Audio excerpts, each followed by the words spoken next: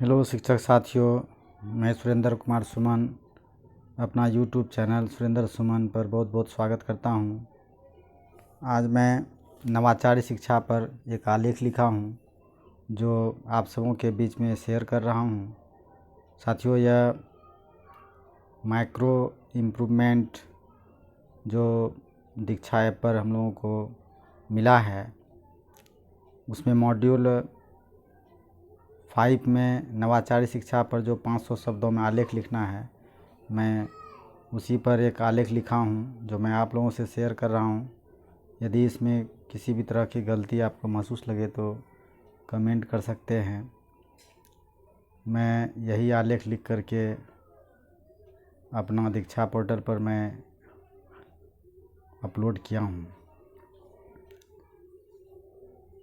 चलिए साथियों, मैं दिखा रहा हूँ नवाचारी शिक्षा पर आलेख, जो प्रिंट बढ़िया से नहीं हो पाया है। नवाचारी शिक्षा शास्त्र।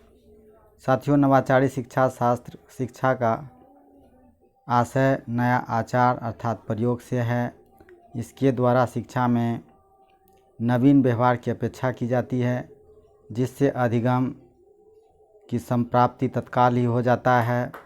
नवाचार शिक्षा पद्धति परंपरागत शिक्षा में एक नवीन बदलाव के रूप में देखा जाता है।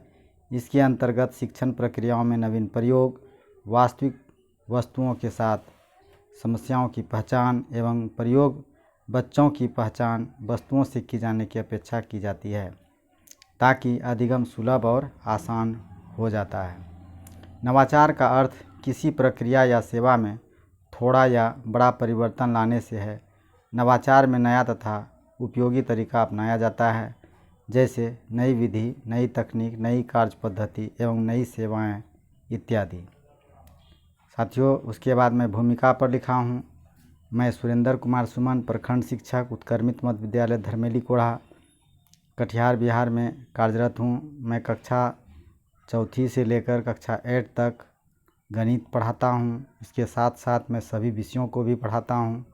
मैं कक्षा में नवाचार हेतु खेल खेल में शिक्षा, वास्तविक वस्तुओं के साथ संबंधन, अन्य गतिविधियों का उपयोग कर शिक्षण कार्य करने का प्रयास करता ही रहता हूँ। इस प्रकार का उपागम में कक्षा आनंददायी होने के साथ साथ सीखने का स्तर काफ़ी उच्च हो जाता है। इस पद्धति के द्वारा अपना प्रयास रहता है कि सभी स्तर के बच्चों को अधिगम ग्राह्य हो तथा सुगमता से इन्हें प्राप्त कर सकें। चुनौतियाँ। अब इसकी क्या क्या चुनौती है। मैं कक्षा के दौरान कई प्रकार चुनौतियों से अवगत हुआ हूँ, जैसे गणितीय शिक्षण में ज्यामितीय एवं क्षेत्रमितीय संकल्पनाओं को व्याख्यान के माध्यम से अथवा ब्लैकबोर्ड कार्य करते समय बच्चों में वे अधिगम संप्राप्ति नहीं हो पा रही थी, जो मैं बच्चों से अपेक्षा करता था।